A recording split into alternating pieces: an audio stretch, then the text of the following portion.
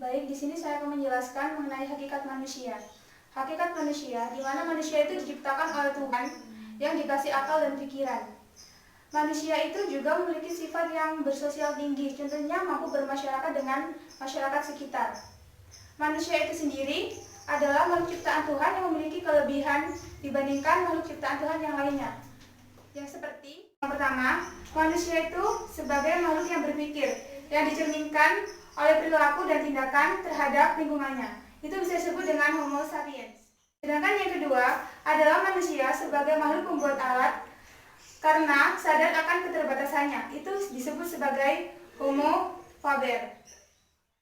Selanjutnya yang ketiga, manusia dapat berbicara lisan maupun tulisan.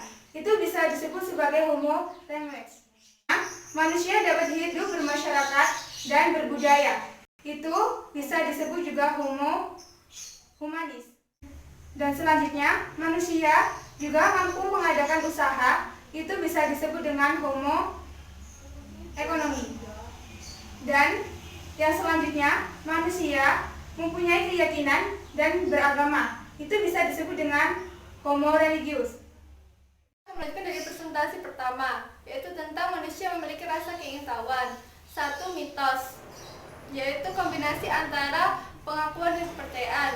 Dua, wahyu, yaitu kalam atau perkataan Allah yang disampaikan kepada umatnya. Yang ketiga, otoritas atau tradisi, yaitu bentuk wewenang yang berlandaskan pada kesakralan tradisi. Yang keempat, prasangka, yaitu sifat emosional yang mudah sekali menjadi motivator munculnya ledakan sosial. Yang kelima, yaitu intuisi, yaitu berpikir tidak analistik atau tidak pada pola tertentu. Yang keenam, penemuan kebetulan, yaitu penemuan secara langsung tanpa disengaja. Yang ketujuh, cara coba ralat. Ini akan menjelaskan tentang perkembangan fisik manusia. Tubuh manusia mulai mengalami perubahan bentuk pada saat sel sederhana dan bertahap menjadi manusia yang lebih sempurna.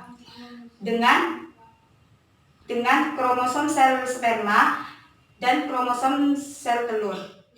Setelah terjadinya pembuahan, bakal jantung mulai berdenyut, membagi menjadi serambi kanan dan serambi kiri. Itu biasanya terjadi pada usia 9 minggu. Pada usia 13 minggu, janin mulai terbentuk dengan ditandai adanya berfungsinya organ-organ pada janin. Pada usia 18 minggu, janin mulai bergerak-gerak di dalam rahim ibunya. Kemudian, pada usia 32 minggu, bayi mempersiapkan diri untuk dilahirkan. Itu pergerakan pada bayi mulai menurun. Akan tetapi setelah dilahirkan, perkembangan pada bayi mulai meningkat. Masuk pada usia 2 tahun, perkembangan kecerdasan otak pada anak itu mulai meningkat seperti bermain, berjalan, berlari. Masuk pada usia 2-7 tahun, rasa ingin tahu anak mulai meninggi seperti rasa ingin tahu terhadap berbagai bentuk atau rasa ingin tahu terhadap lingkungan di sekitarnya. Masuk pada usia remaja, di mana seorang anak dituntut untuk memposisikan dirinya menjadi dewasa, padahal belum sampai pada waktu dewasa. Masuk pada usia 30 tahun, di mana seorang anak sudah bisa menempatkan dirinya dan bisa bertanggung jawab terhadap apa yang dipilihnya, yaitu anak sudah mulai dewasa. Saya akan melanjutkan dari pemateri ketiga, perkembangan sifat dan pikiran manusia. Rasa ingin tahu manusia berkembang seiring dengan perkembangan umur dan waktu manusia tersebut hidup. Ada dua perkembangan alam pikir manusia, yaitu sejak lahir hingga akhir hayatnya dan sejak zaman purba hingga dewasa. Perkembangan kecerdasan manusia dimulai dari baru lahir hingga dewasa. Pertama, masa bayi. Dimulai dari baru lahir hingga umur 2 tahun. Adalah disebut periode sensorik, di mana di masa ini perkembangan kecerdasannya sangatlah pesat, seperti berjalan, makan, dan berbicara. Kedua, masa kanak-kanak. Dimulai dari umur 3 tahun hingga 5 tahun. disebut sebagai masa pra-operasional. Di masa ini, anak-anak rasa ingin tahunya tinggi sehingga sering disebut dengan masa bertanya. Ketiga, masa usia sekolah. Dimulai dari umur 6 tahun hingga 12 tahun. Disebut dengan operasional nyata. Di masa ini, anak-anak sangat aktif, ditandai dengan perkembangan fisik dan motorik yang baik. Keempat, masa remaja adalah masa pertentangan atau konflik dengan orang lain ataupun dirinya sendiri.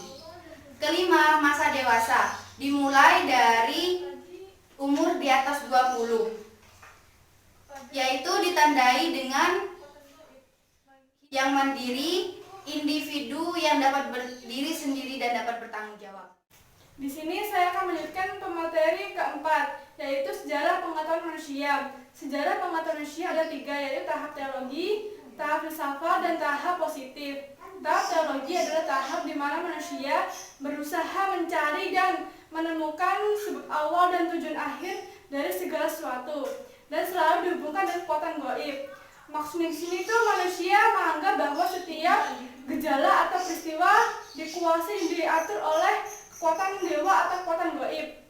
Sedangkan tahap filsafat atau tahap fisik, yaitu tahap di mana manusia mencari sebab awal dan tujuan akhir, tetapi tidak lain menyadarkan kepada kepercayaan akan adanya hal gaib, yaitu melainkan akalnya sendiri.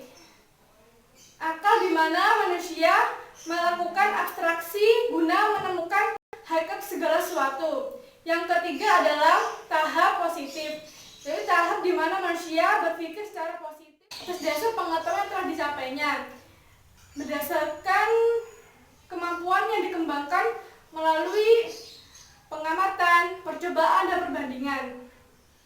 Sekian, terima kasih.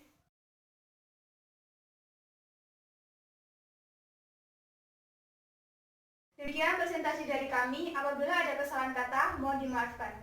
Wassalamualaikum warahmatullahi wabarakatuh.